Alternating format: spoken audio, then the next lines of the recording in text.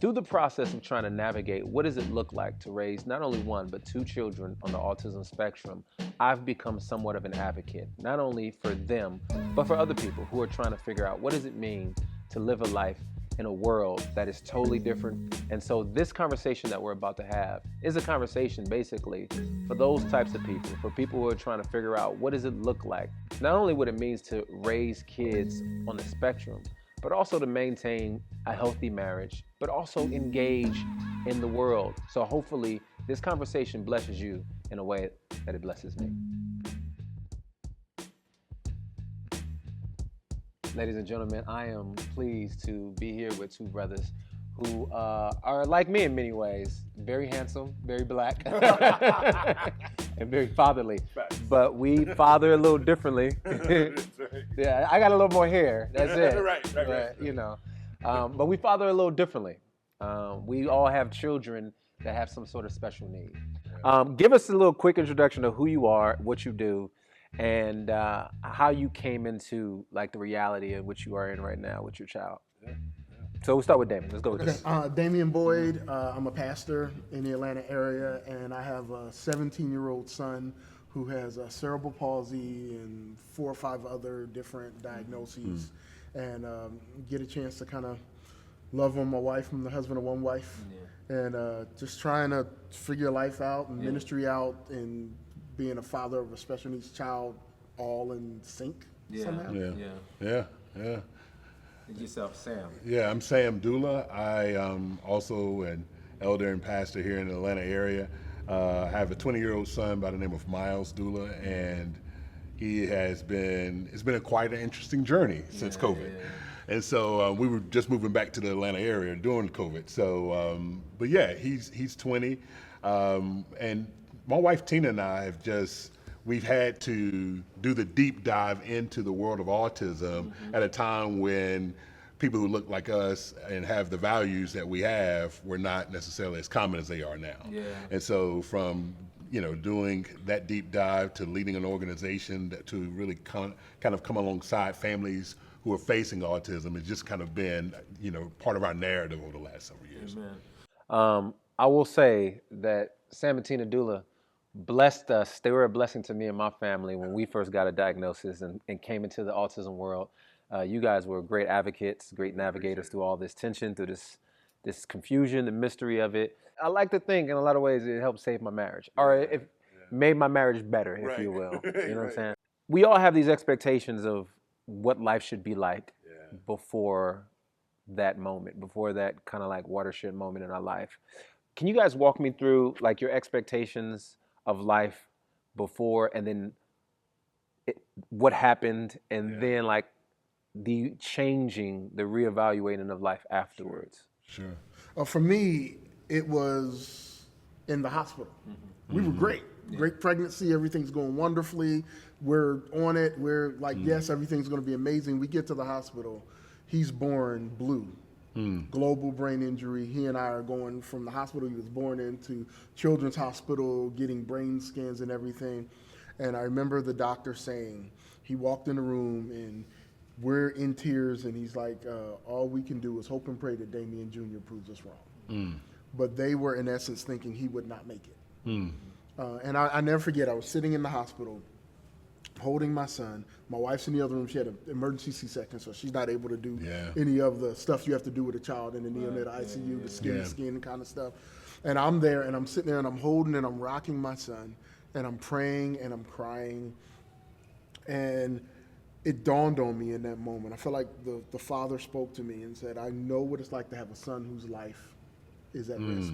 Come on, somebody. Bruh. And I could hear Scripture speaking, and Jesus knows what it's like to be a son whose life's at risk. Wow. So you are not alone. Yeah. We are with you now, even in this moment. And of course, All right, ladies and gentlemen, we're done. So we're gonna pass the plate. Exactly. Benediction. Is there one? Is there one in the building who needs salvation? Me. But in that moment, really I good. wasn't trying to have a spiritual moment. I'm just a dad. You like probably screaming at guys. I was shook. Yeah. But I am fully getting loved on by God as I'm holding my son, and I realized that God was holding me. Now things got worse, more diagnoses came, more issues came, and a whole bunch of other things. But for me, the jump in was jarring. It was not a slow burn. It was not an easy thing. It was an immediate. You thought your life was going to be normal. It was going to be the same. You thought it was going to be what everybody else's is. And immediately, no, you have a different journey. And not knowing what that's going to be, but knowing in no uncertain terms, apart from just a miracle that changes everything, your life is going to be different than everyone you know. So you described it perfectly. You had a a dramatic swerve, a halt. You and I are more like traffic. We see traffic, and it's kind of like like this. There may be something wrong. I'm not sure what's happening up here, but I don't think we gonna get to our destination when we thought we was gonna get there. How about you? Yeah, it was very much like what you said. I love the fact that you use the word slow burn because, we felt like Miles was developing and he was saying the words, mama and dada and all of those really, oh, wow, things are going great, and of course we were on our little tracks when it comes to our careers and felt like, okay, we'll juggle this whole parenting thing and make it work because that's kind of what we do. This is my wife and our mentality. And then he went and got his MMR.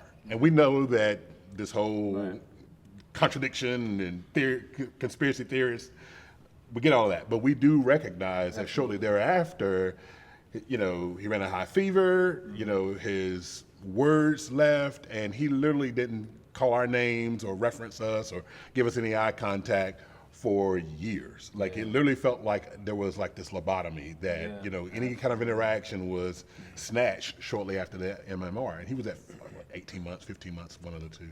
And again, you're talking about early 2000s, and so here we are in the Atlanta area trying to get a diagnosis, and even just the wait to get on the list was, well, we'll have another appointment in October, and to this point, it's like February. We're like, no, we're going to need something a little quicker than that.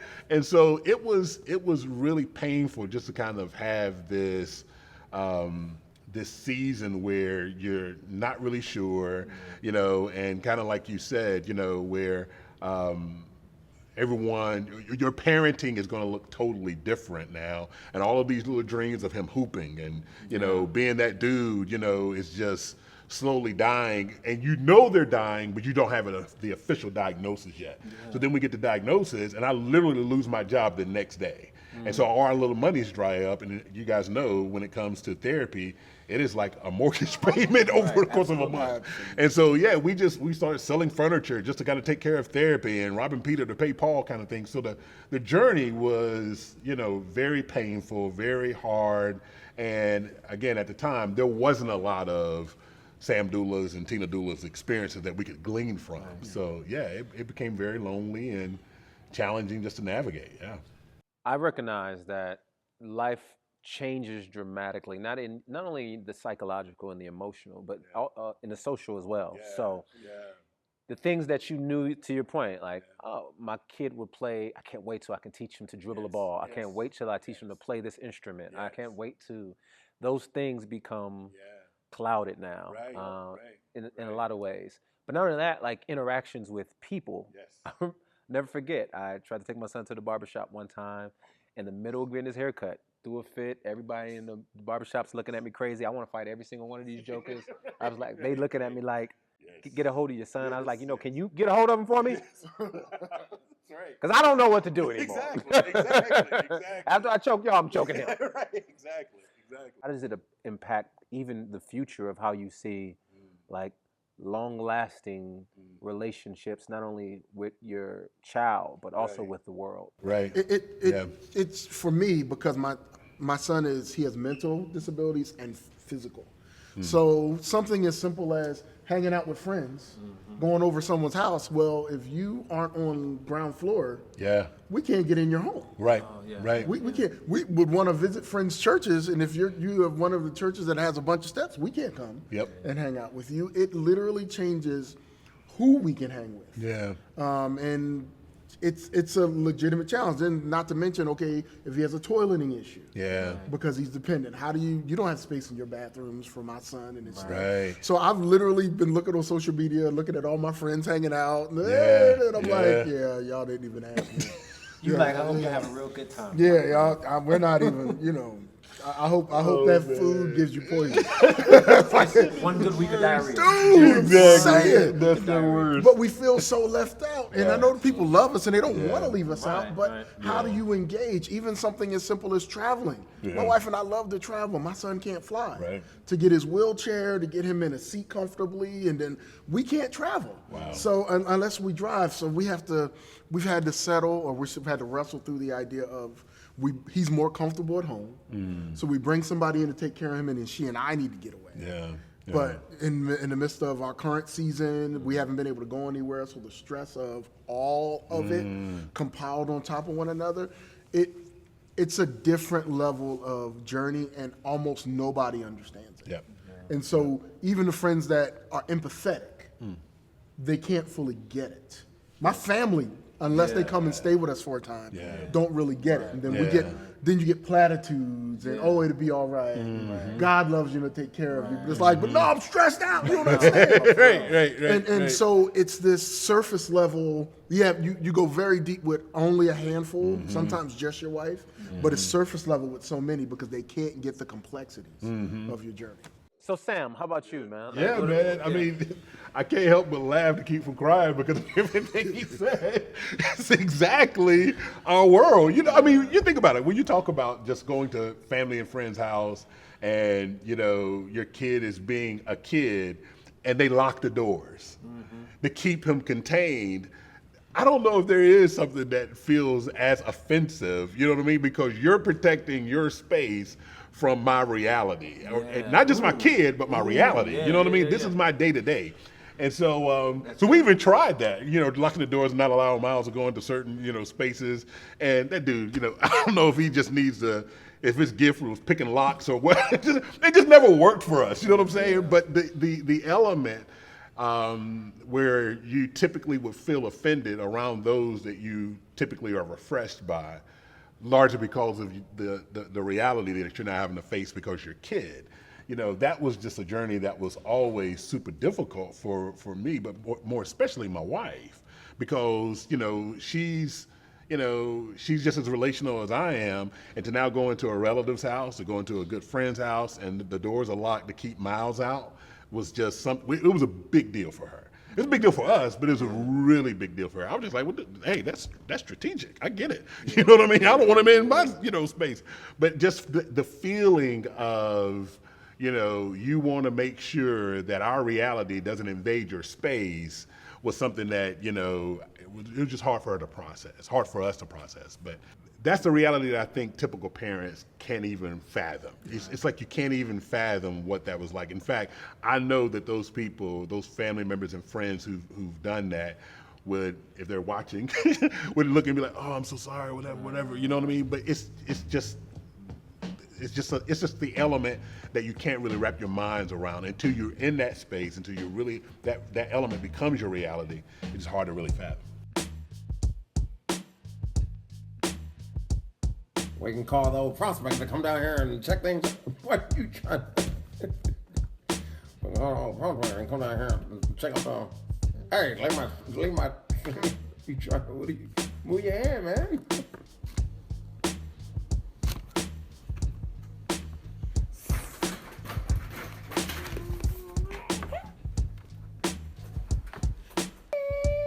You want to taste it?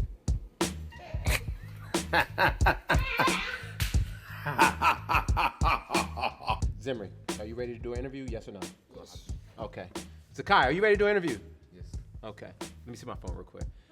Zakai likes to DJ, and usually it's Mary Poppins. I'm gonna try to see if I can give you a taste. Play a little song for us. Let's see what song he picks.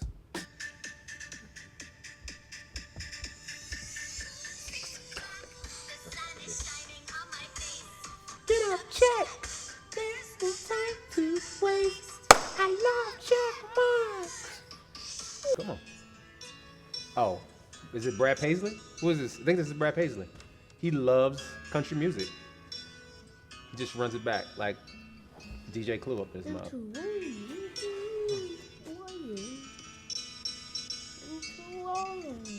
Y'all ain't ready. Y'all ain't ready.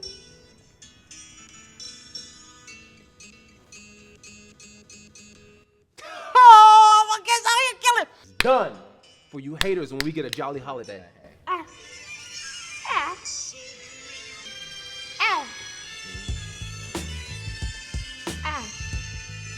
Ah. One of the things that I've learned about autism, which autism has taught me in a lot of ways to the hospital moment that you had, is that we talk about God's love being unconditional. And not necessarily based off performance. And knowing that my kids, I have 2 boys on the autism spectrum, knowing that they probably won't perform in the way that I want them to perform, but yet that doesn't change my heart, my affection for them, teaches me a lot about God's love, is that love is not based on performance, and I will never perform well enough in order to earn God's affections. But there are some things that they do that just is, although they're not neurotypical, there are things that they do that just brings a smile to my face. And I'm just like, this is really interesting. Like that a neurotypical kid probably wouldn't do. So like my son oftentimes just brings me this board that he has where he likes to write. Instead of just saying, Dad, I want green peas, oftentimes he'll write green peas on the board and just kind of like just put it in my face.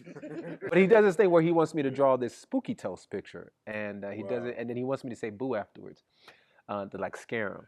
Are there things that your kids do that you like? It just cracks you up. What have you learned about some of your child's behaviors that has taught you more about not only about the character of God, but just about love and different attributes in general? Sure.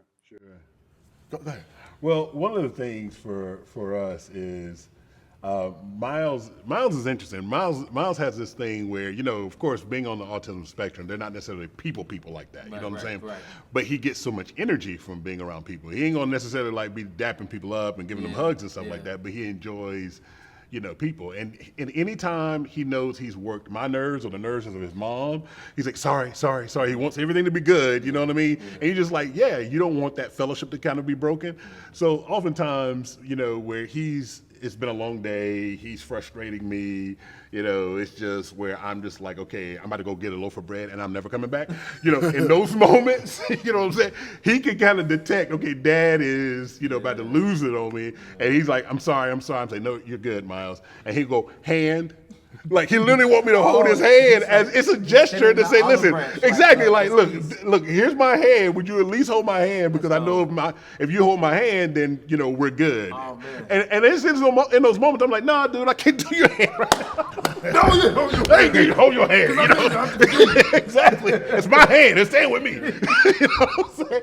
But it's in those moments, man, where I'm just like, okay, God, you know what? I really need to. It's the craziest thing, man. Where I'll hold his hand, and it's like that too. It's like, okay, now we're about to run in here to Walmart, no hand holding. You know what I'm saying? Right. Two big old men walking around. Hello, we're both over 6 feet I'm not trying to judge y'all, but that's just not the lifestyle I live. You know what I'm saying? Exactly. It is all of that, and so but that's his thing. He always wants to hold my hand when he feels like there's beef.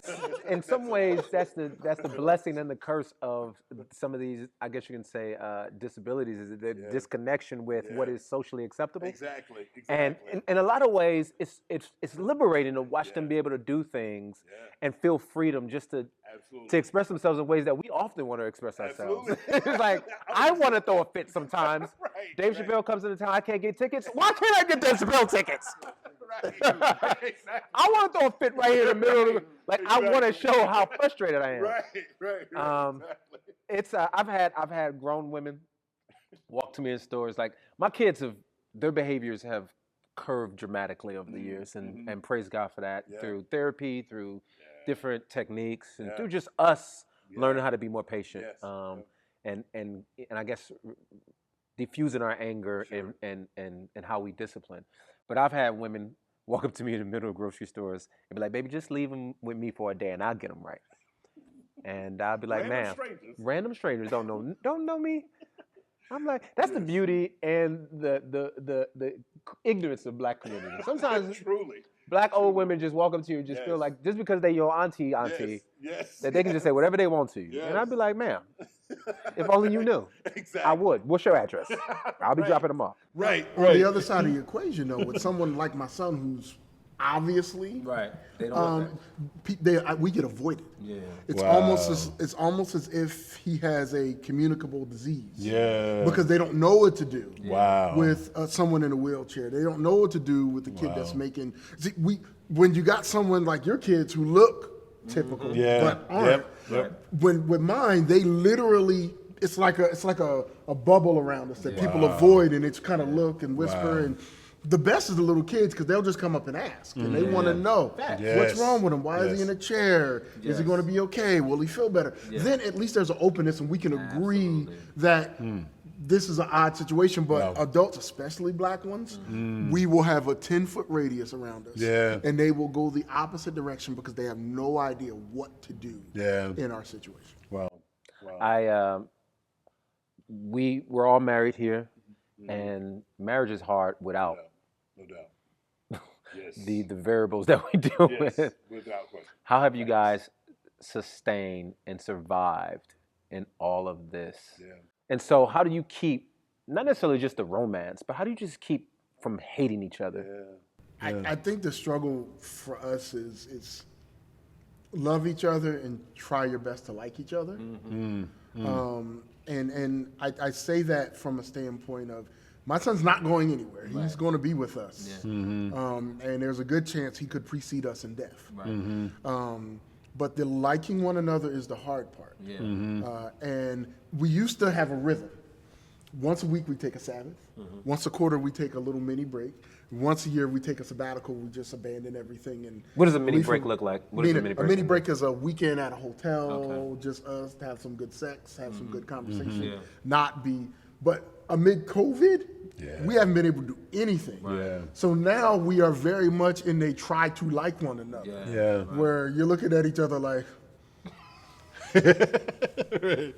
literally just this season has pulled out something we never have really had to face because it's all of us in a house on top of one another. We haven't had a night away from him. We haven't had space away from him. We're just this amorphous blob that somehow is all one in the same, and it's draining. Oh, no doubt. It wipes you out.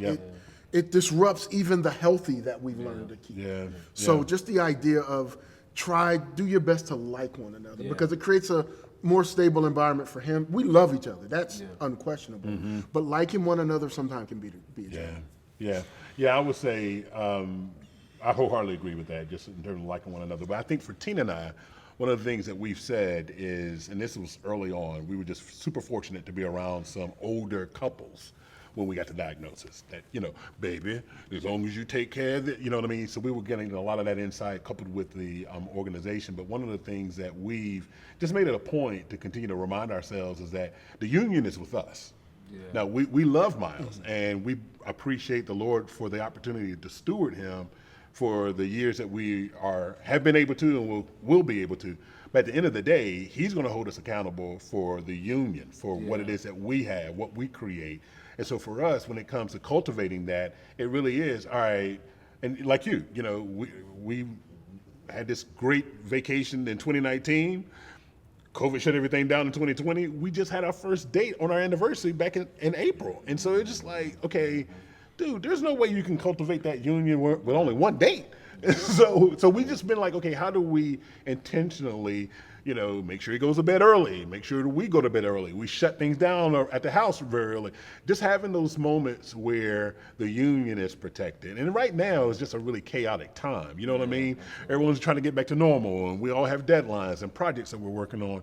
And so, but we have, especially like over the last 18, 19 months, really just try to figure out, what does this union require? Does it require you going away and having a day to yourself and being able to get refreshed? Okay, then you go and do that, come back at some point, but don't leave me by myself. But if that's what you need, then for the sake of the union, we're going to make sure you have that.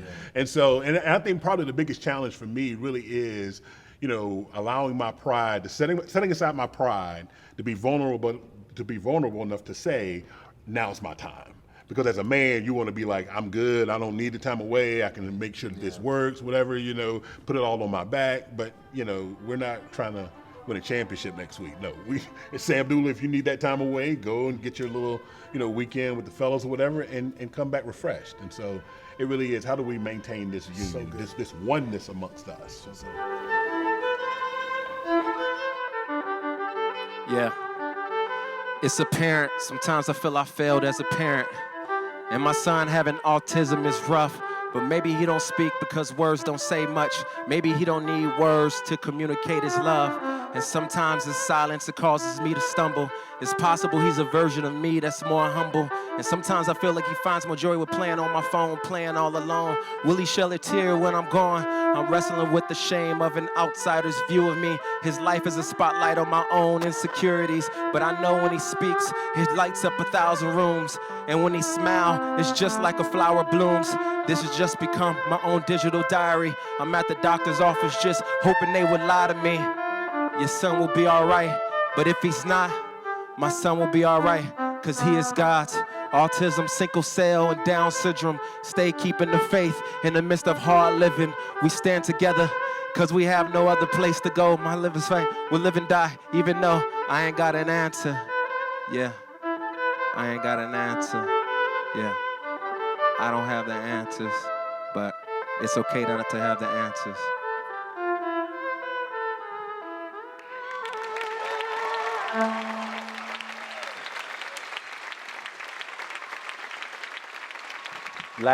Real quickly, last thing. There are people out there who just need a bit of encouragement. If you can give them 30 seconds of encouragement, what would you say to them? I would say God sees you, and you're not alone, even in your struggle. Then also try to laugh a lot. Yeah. It may seem dark, some of the things we talk about, but you have to have some humor about it. If you don't laugh about these things, then it will destroy you. So yes, it may sound horrible, but it brings a levity to my life that makes the pain endurable. So have some fun with it, even with how weird your kid is going to be at times. Have fun with it, because to be serious in such a serious situation, it's too much for the soul. Right, absolutely. Yeah, the one thing I would say is understand what keeps you refreshed. Because right now, this is a very weary season. And the weariness can literally impact your relationships, not just within the house, but literally every relationship that you come in contact with, just out of that point of, being tired and sick and tired of being sick and tired. And so what does being refreshed really look like? And being able to understand what that looks like, and even if it means being able to only get it in small sound bites, just not allowing yourself to get beyond the red. You're so far on E, the light is not even on anymore. Like it's just all these warning signals you've just ignored. And I just feel like if there's a way in which we can navigate weariness in a way that's healthy, it's far more refreshing to do it that way. Gentlemen, in the short period of time we've been talking, I've been blessed. And so thank y'all so much, man. I think we just need more content like this, more conversations like this to encourage people, but also the realness in which you guys speak. You know what I mean? I think oftentimes when I hear these conversations, they seem to live in the ethereal, you know what I mean? And sometimes we need the very practical, so appreciate y'all so much. God bless y'all. Likewise, brother. Yep. What do you want to eat when we leave? Yes. No, I said, what do you want to eat? Where do you want to go eat? Where? What do you want to eat since he's not answering? Chick-fil-A. You want Chick-fil-A? Do you want Chick-fil-A? McDonald's. Okay, what's better, Chick-fil-A or McDonald's? McDonald's. What's better, KFC or McDonald's? McDonald's. What's better, Waffle House or McDonald's? McDonald's. What's better, Cracker Barrel or McDonald's? Cracker Barrel. He brought the purple in. Let's watch him. He's going down that color wheel. Let's go, Zimmy. The crowd's cheering for you. The people he's so unfazed. He's cool and calm. He doesn't even recognize the attention right now. He's just really cool. He's collected. He's processing. He says, you know what? I got more to go. Hold up. Somebody about to mess with my... He looking at her like, don't shoot. Okay. Look at this, ladies and gentlemen. The killing.